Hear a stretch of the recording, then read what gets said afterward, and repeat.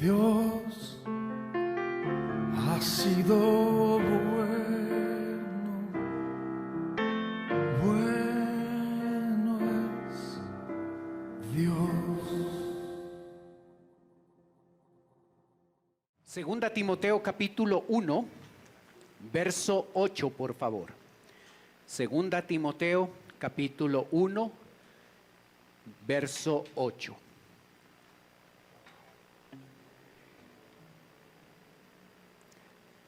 La Biblia dice: por tanto, no te avergüences de dar testimonio de nuestro Señor, ni de mí, preso suyo, sino participa de las aflicciones por el Evangelio según el poder de Dios, quien nos salvó y nos llamó con llamamiento santo, no conforme a nuestras obras, sino según el propósito suyo y la gracia que nos fue dada en Cristo Jesús antes de los tiempos de los siglos, pero que ahora ha sido manifestada por la aparición de nuestro Salvador Jesucristo, el cual quitó la muerte y sacó a luz la vida y la inmortalidad por el Evangelio, del cual yo fui constituido predicador, apóstol y maestro de los gentiles, por lo cual asimismo padezco esto. Pero no me avergüenzo, porque yo sé a quién he creído y estoy seguro que es poderoso para guardar mi depósito para aquel día. Retén la forma de las sanas palabras que de mí oíste en la fe y el amor que es en Cristo Jesús. Guarda el buen depósito por el Espíritu Santo que mora en nosotros. El apóstol Pablo va a empezar una serie de mandamientos donde va a ayudar a Timoteo a encontrar el enfoque que él debe tener. Empieza con el verso 8 diciéndole: por tanto, no te avergüences. Allí está el primer mandamiento: no te avergüences. Como aprendimos la semana pasada, parece ser que Timoteo se avergonzaba porque tenía ciertas cualidades, ciertas cosas en su vida. Era una persona enferma. Ya no bebas agua, sino usa un poco de vino por causa de tu estómago y de tus fuertes enfermedades.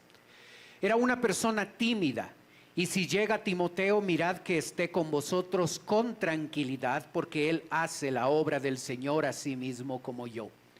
Era una persona joven. Ninguno tenga en poco tu juventud, sino sé ejemplo de creyentes en palabra, conducta, amor, espíritu, fe y pureza. El ser enfermo, el estar enfermo, el ser tímido, el ser joven, no son pecados, no son problemas. Ahora, cuando esas cosas llegan a constituirse en una barrera que lleva al creyente a avergonzarse de Dios, entonces sí hay un problema. Cosas que no son pecaminosas, como estas características y estas realidades en la vida de Timoteo, se llegan a convertir en problemas, en cosas que no deberían llevarle a él ni a nosotros a avergonzarnos de nuestro Señor. Es lo que está pasando en la vida de Timoteo. Timoteo está supervisando las diferentes iglesias allí en la iglesia de Éfeso, las diferentes reuniones y los diferentes pastores que esas pequeñas reuniones en casa tienen. Timoteo está a cargo de la supervisión y de tomar decisiones para que la iglesia funcione bien y sean removidos ciertos pastores y ciertos líderes que no cumplen con su función. Y aunque está activo en su servicio, él se está avergonzando de su Señor. Sus características, su timidez, su juventud, su enfermedad están siendo los motivos por los cuales él se avergüenza de su Señor. Cuando nosotros hacemos una comparación entre Primera Timoteo y Segunda a Timoteo, esta es la conclusión. En Primera Timoteo hay 44 mandamientos. Y esos 44 mandamientos se clasifican en dos. 42 de los 44, es decir, el 95%, están en tiempo presente, es decir, el texto está enfatizando el hecho de que qué es lo que Timoteo debe hacer de manera habitual. Y solo dos muestran la urgencia de estos mandamientos, el 5%. Pero en 2 Timoteo hay un cambio tremendo. Hay menos mandamientos porque la carta es más pequeña, tiene menos capítulos, hay 34 mandamientos. Pero observe el cambio. 16 ahora muestran lo que debe ser habitual en la vida de Timoteo, el 47%. Y 18 conjugados en tiempo aoristo, es decir, cosas que Timoteo no está haciendo, está inmovilizado y él debe empezar a hacer de manera urgente, 53%.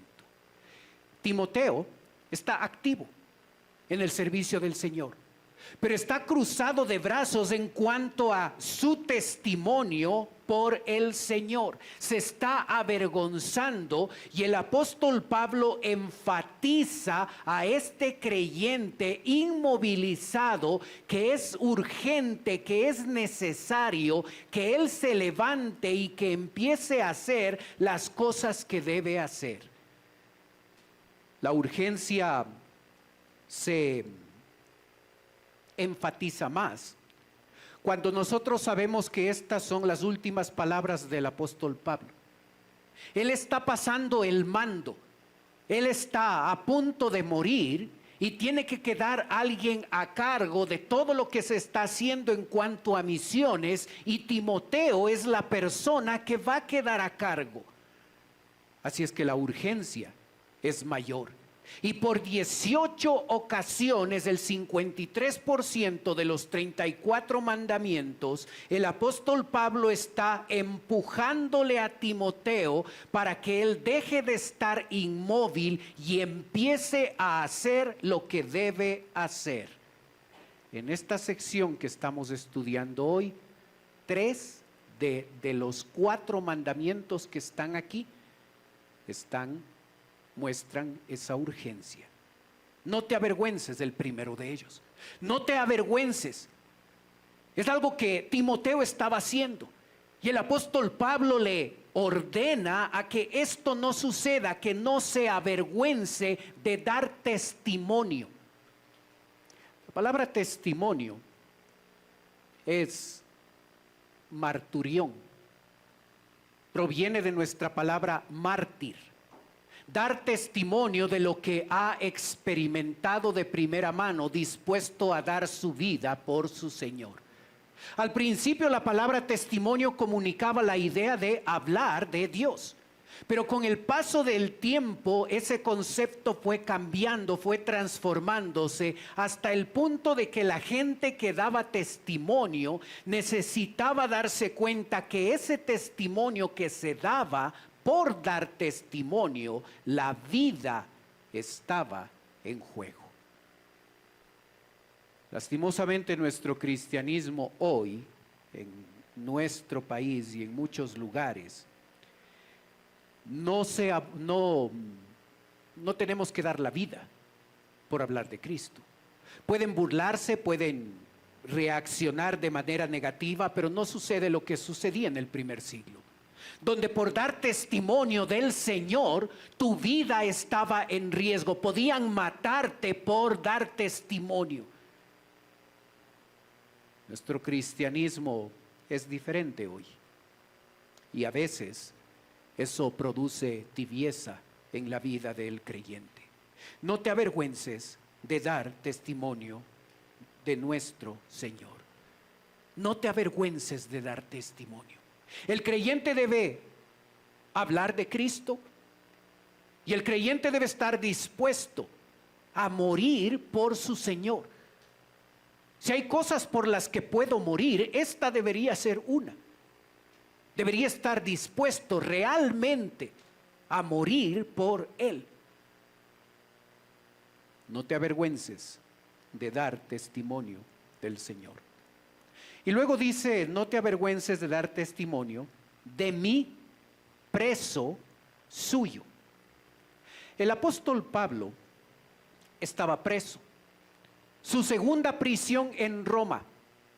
La primera prisión, según el final del libro de los Hechos, era una prisión en una casa donde tenía libertad para ser visitado por otros cristianos, y él se encargó de escribir las cartas que tenemos del Evangelio.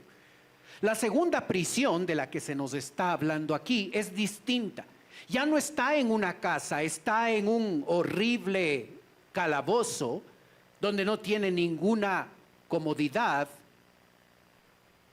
Y en ese sitio, el apóstol Pablo ha llegado a experimentar el hecho de que muchos, de manera especial los de Asia, los de la iglesia de Éfeso, le han abandonado. En el año 64, cuando la Biblia habla de el mundo, nosotros debemos entender que está hablando del mundo conocido en ese tiempo, donde el imperio romano políticamente está controlando todo eso. Quien controla el mundo conocido es el imperio romano. Su gobernante máximo, año 64, Nerón. Nerón, aún los libros de historia secular, le describen como un gobernante loco, demente. En el año 64, Nerón toma la decisión de incendiar una parte de Roma, mientras él tocaba su instrumento de cuerdas. Estaba loco. Lo que no llegó a considerar Nerón en esa decisión es que el incendio se iba a salir de control. Y durante 6 días y 6 noches, no solo las chozas de madera de los pobres estaban destruidas, sino las mansiones de piedra de los ricos, los sólidos edificios públicos y los magníficos templos paganos se habían destruido. Un historiador de la época, Tácito, dice, y lo cito: pero todos los esfuerzos humanos, los regalos suntuosos del emperador y las propiciaciones de los dioses no acabaron con la creencia siniestra según la cual la conflagración resultó de una orden de Nerón. En consecuencia, para zafarse de ese reporte, Nerón culpó e infligió severas torturas en una clase odiada por sus abominaciones, llamada cristianos por el populacho. Cuando el incendio destruyó Roma, a Nerón se le ocurrió la idea de dar regalos a la gente para que no le culpen a él, porque él culpó a los cristianos. Y desde ese año 64, los siguientes años, fueron años de persecución, fueron años difíciles para los cristianos, al punto que la orden del emperador romano Nerón llevaba a tomar a los cristianos, amarrarlos en los postes del jardín de Nerón, echarles combustible, quemarlos y él pasar con su carruaje. Era un loco, un demente. Año 67 se escribe 2 Timoteo. Pablo está experimentando los resultados de esa persecución que el emperador romano está teniendo con los cristianos. Es un momento difícil, es un momento sumamente complicado para los cristianos, porque hablar de Cristo te cuesta la vida. Y en vez de ser algo negativo, esto es muy positivo, porque allí se ve quién realmente es cristiano y quién realmente ama a Dios, al punto de hablar de Él, aunque eso le cueste la vida. Otros, como Timoteo, se avergüenzan de hablar. No quieren saber nada. Los creyentes de la iglesia de Éfeso no quieren saber nada con Pablo, porque llegar a identificarse con la prisión significaba, en ese momento crítico de la historia, significaba que por visitar simplemente a un preso, eso podía costarte la vida. ¿Entiendes por qué el texto dice: me han abandonado todos los de Asia? Desde la parte humana era obvio. No podemos visitar a un preso, porque si visito a un preso, eso significa que mi vida está en riesgo, me pueden matar por esto. Y por ese motivo, en esos momentos difíciles, los presos no recibían visitas. Allí podemos entender ciertas instrucciones de la Biblia cuando nos dice: visita a los presos. ¿Por qué no se visitaba a los presos? Porque la vida estaba en riesgo. Si te parece dramático lo que sucede en nuestro país, aquí mataban a la gente por hablar de Cristo. Así es que muchos preferían no dar testimonio de Dios y no identificarse con un preso, el apóstol Pablo, que todos saben que es un vocero del cristianismo. Y Pablo le dice: no te avergüences de dar testimonio de tu Señor, ni de mí, preso suyo. Nuestra vida cristiana es mucho más cómoda que lo que estaba pasando allí. Y aún así, el creyente actual se llega a avergonzar de Dios. Es fácil hablar de política, del partido de fútbol con toda facilidad, pero cuando se trata de hablar de Cristo, el creyente se avergüenza. En el trabajo te dicen: tome esta copa de licor. No, es que estoy tomando medicinas. Esa no es la respuesta correcta. Soy creyente y esto es incongruente con mi fe. Esa es la respuesta correcta. No te avergüences de tu Señor. Cada vez que tengas oportunidad, habla de Cristo.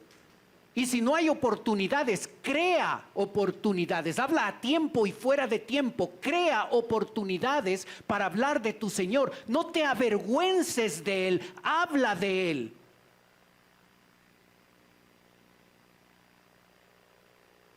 Timoteo se estaba avergonzando de su Dios. Y él debía pedir perdón, como muchos de nosotros tenemos que pedir perdón cada vez que nos avergonzamos de Dios.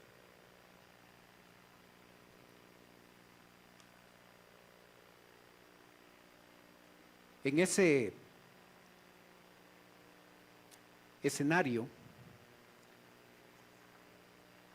el apóstol Pablo le da un segundo mandamiento a Timoteo, verso 8. Por tanto, no te avergüences de dar testimonio de nuestro Señor, ni de mí, preso suyo. Observa, segundo mandamiento. Sino, en vez de avergonzarte, participa de las aflicciones por el Evangelio según el poder de Dios. Participa de las aflicciones. Hermano, en nuestra naturaleza humana no nos gusta sufrir.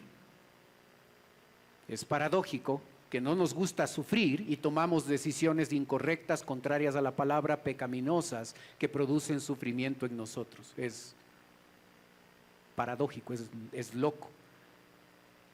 Pero aquí no habla de un sufrimiento que viene como resultado de una mala decisión. Aquí no habla del sufrimiento que es la consecuencia directa de nuestro pecado.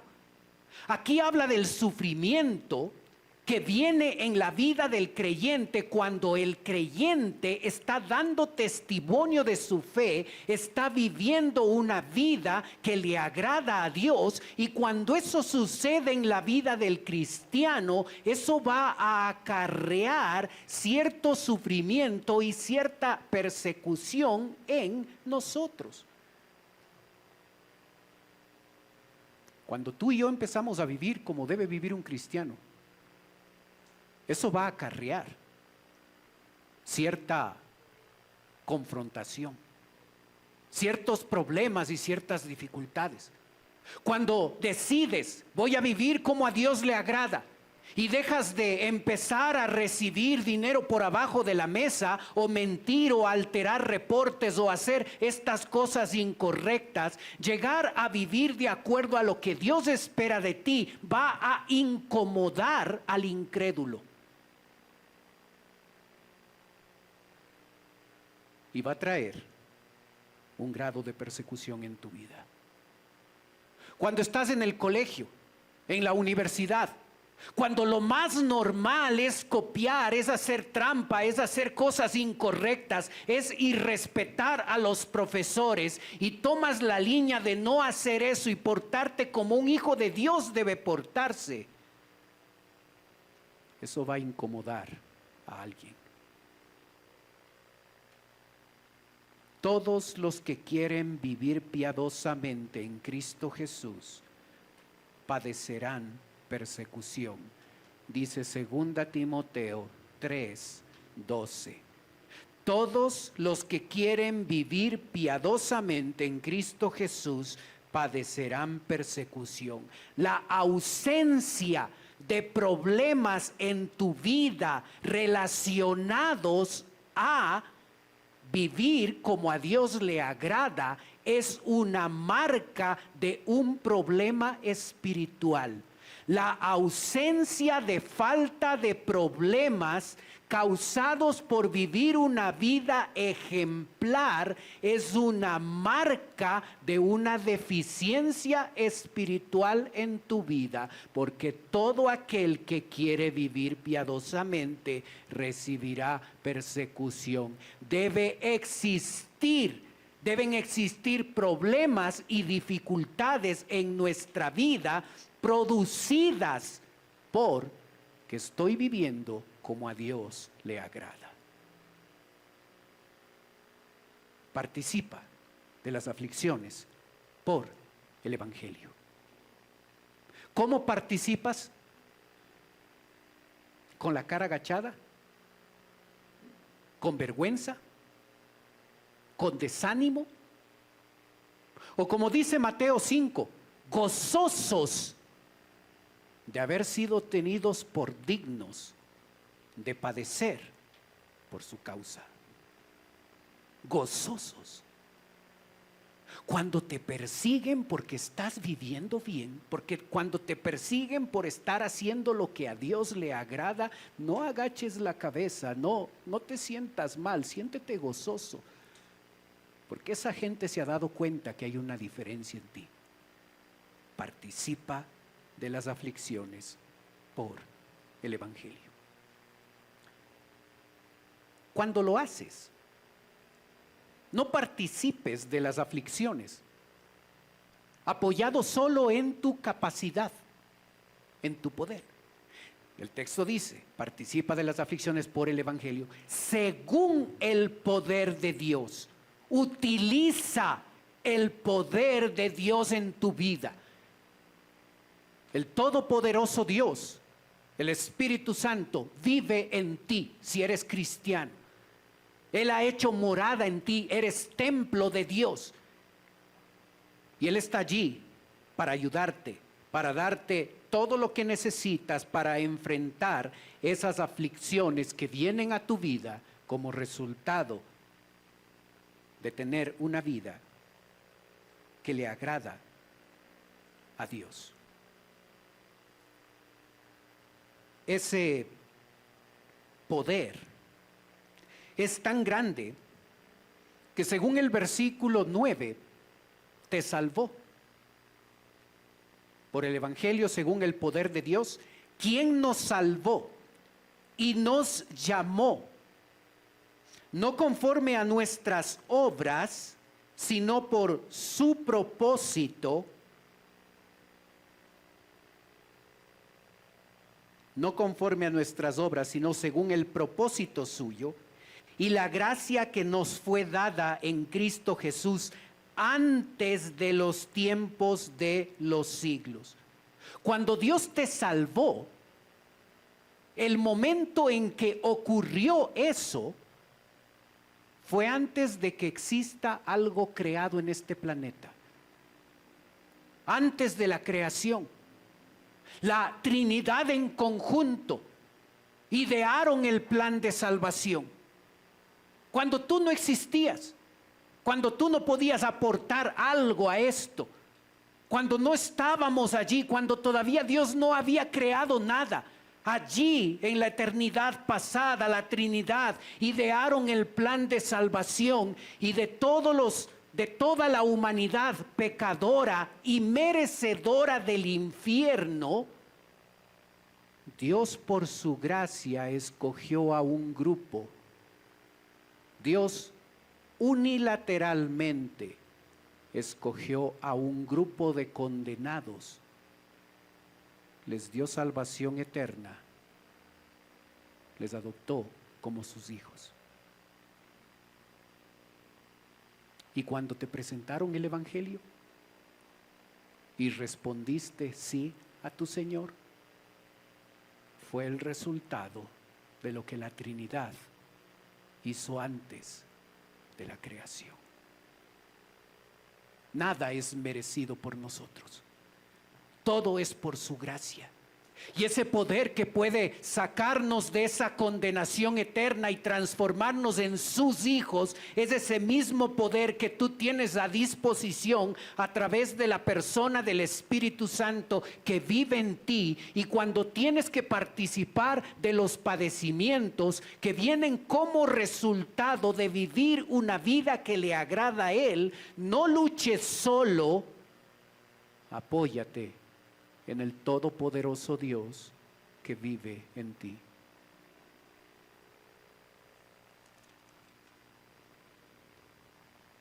Verso 12.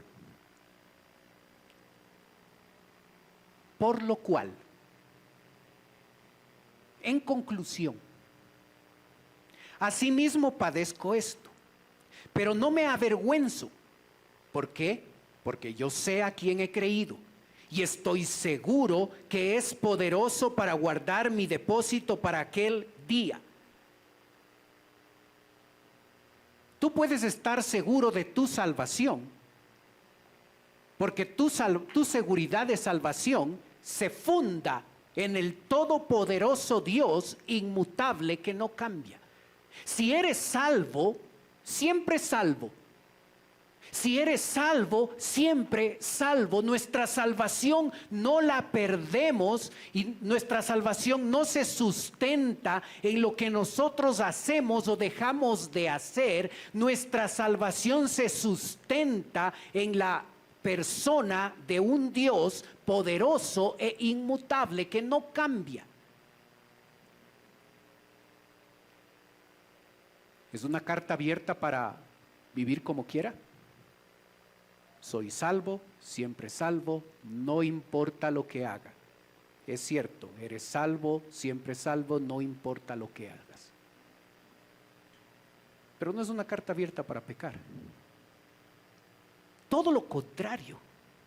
Si comprendemos la profundidad de la bendición de ser salvos, siempre salvos. Eso debería ser la motivación para que nosotros participemos de sus padecimientos, porque estamos viviendo una vida piadosa, una vida que le agrada a Él. En un mundo, esto no es una característica de nuestro país, en un mundo inestable, Dios te da estabilidad. Estoy seguro en quien he creído. Estoy seguro que es poderoso para guardar mi depósito. Estoy seguro. Mientras en nuestra vida la estabilidad que hoy tenemos puede cambiar totalmente el día de mañana, cuando nosotros observamos nuestra salvación, esto está fundado en el inmutable Dios. En Él estás seguro.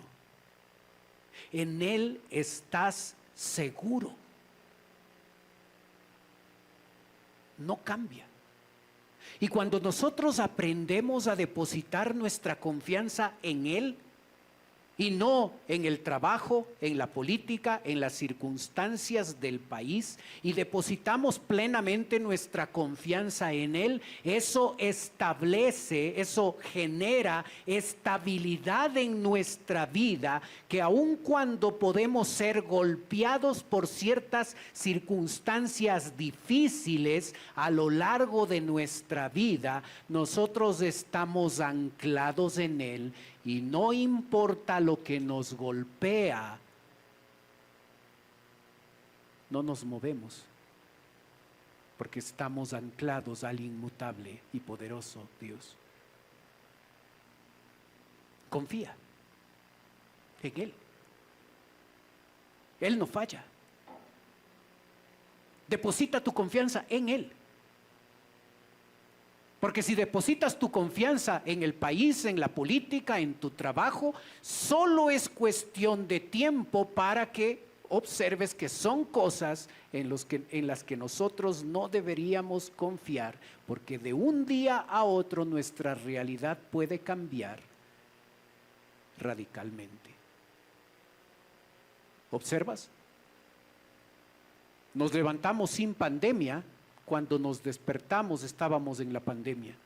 Nos despertamos en un país entre comillas en paz y al día siguiente estamos en guerra.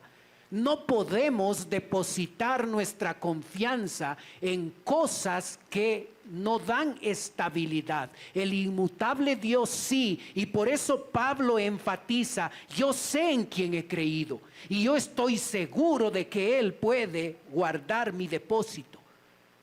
En Él debe estar nuestra confianza.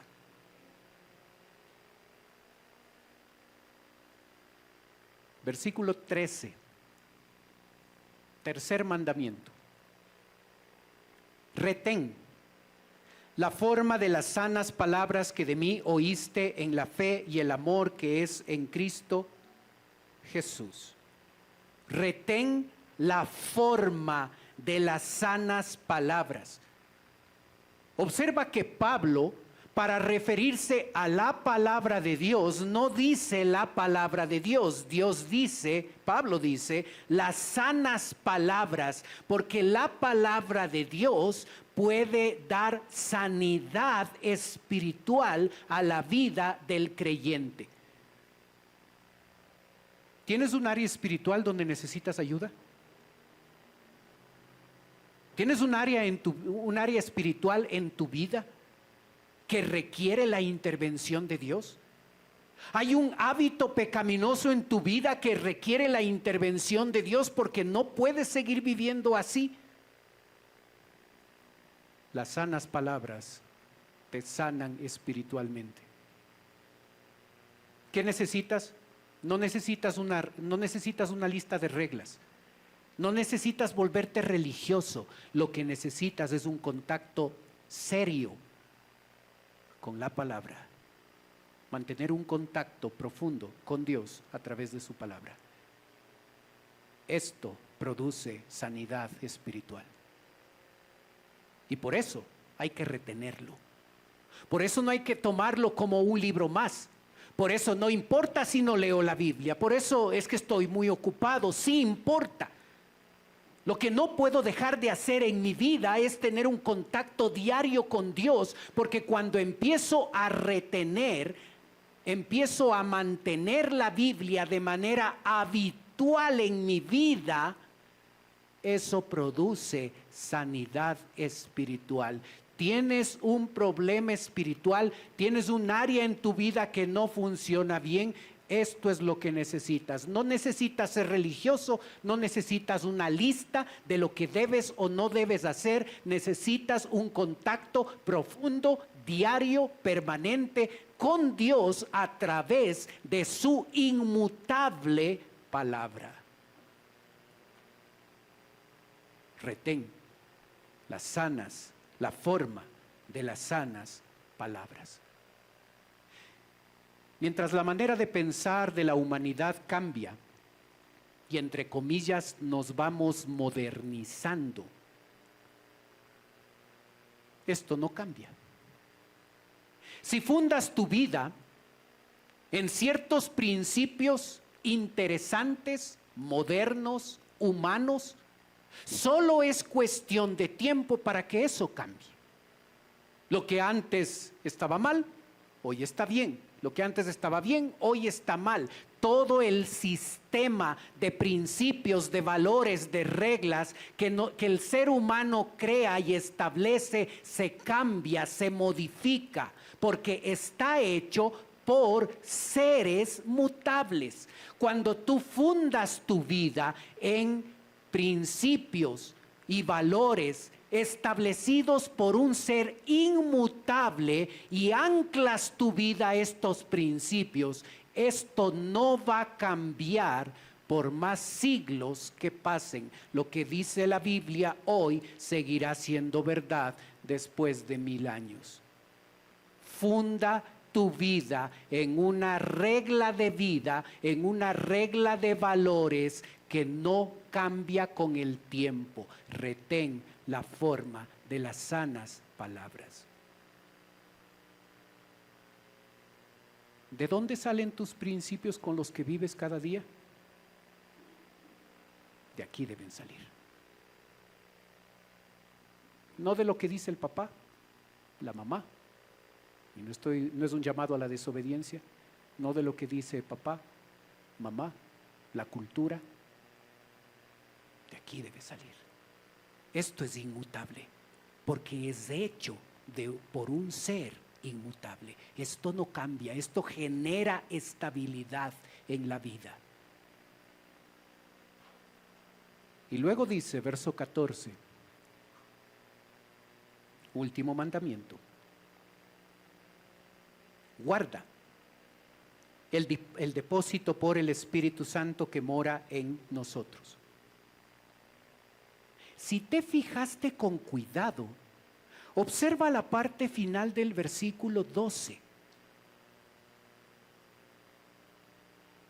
Estoy seguro de que es poderoso para guardar mi depósito. ¿Quién es poderoso para guardar mi depósito?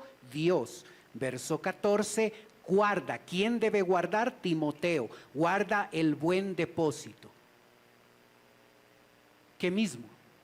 Dios va a guardar, yo debo guardar. ¿Qué mismo? No es una contradicción.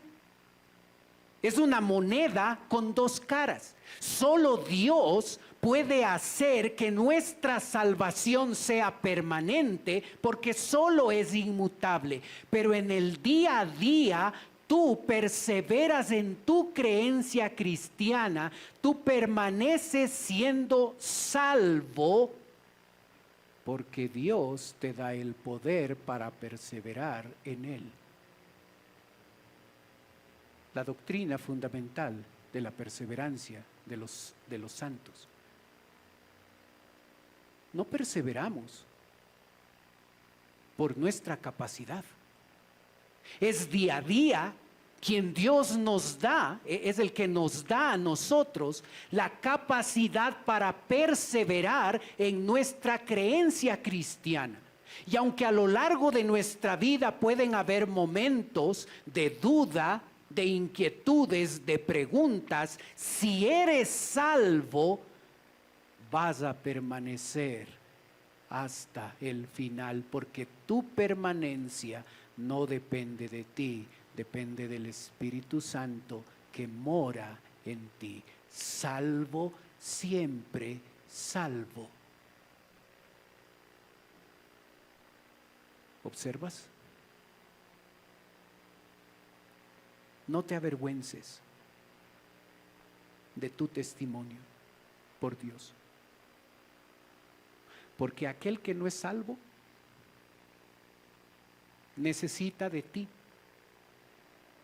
Que no te avergüences de dar testimonio de Dios y que sea Él el que escucha de ti que en Cristo hay salvación, para que esa persona pueda disfrutar esa salvación eterna, esa salvación que no cambia.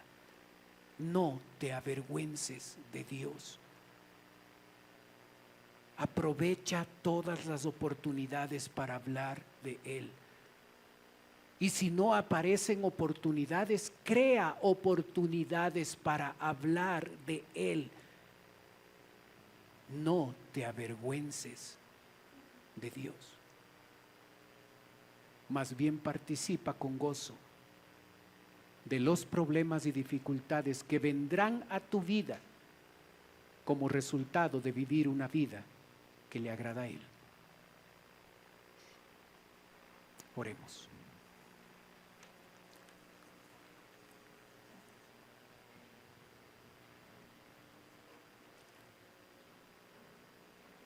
Padre Celestial,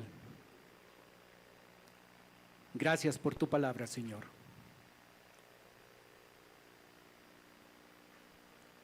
Gracias por enseñarnos. Ayúdanos, Señor, a no avergonzarnos de ti. Aprovechar cada oportunidad para hablar de ti.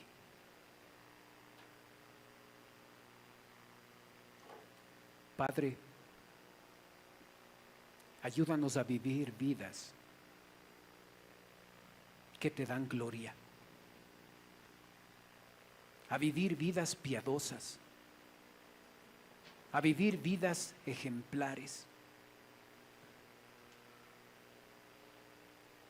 a vivir vidas que se convierten en un testimonio obvio de tu obra en nosotros. Y ayúdanos, Señor, a que cuando vengan los problemas, resultados directos de vivir una vida que te agrada, estemos dispuestos a participar de las aflicciones por el Evangelio, y que lo hagamos con gozo de haber sido tenidos por dignos de padecer por tu nombre. Yo te ruego, Padre, que no caigamos en el pecado de avergonzarnos de ti. Pedimos tu bendición en la aplicación de tu palabra, Señor. Mientras usted continúa orando, por favor. Puede ser que esta mañana nos está visitando alguien por primera vez. Y si ese es su caso, y usted quiere permitirme orar por usted, mientras los demás tienen sus ojos cerrados, Usted puede levantar su mano. Con eso me está diciendo: pastor, vengo por primera vez. Gracias, veo su mano. Vengo por primera vez, ore por mí. Gracias, veo su mano. Veo sus manos también, gracias. Veo sus manos atrás, gracias. Para aquellas personas que nos visitan por primera vez, en un momento voy a orar por usted, como le dije. Quisiera ofrecerle algo más. Si usted quiere, usted puede tomar sus cosas y puede pasar a la parte de abajo donde estoy yo. Si usted lo hace, una persona de nuestra iglesia se va a acercar, le va a llevar a un lugar privado y allí va a conversar con usted. Si quiere pasar, con toda confianza, hágalo. Gracias por ser el primero, gracias por su disposición. Si quiere hacerlo, venga con toda confianza. Gracias por hacerlo. Sigue.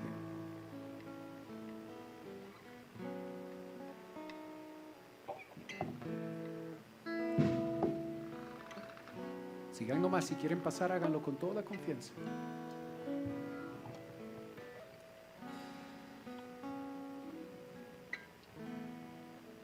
Padre Celestial, gracias por tu palabra. Ayúdanos a recordar, Señor, que nos creaste con un propósito, tu nombre glorificar. Y ayúdanos a que cada día proclamemos la salvación eterna, el Evangelio. Pedimos tu bendición, Señor. Oramos en el nombre de Cristo Jesús. Amén.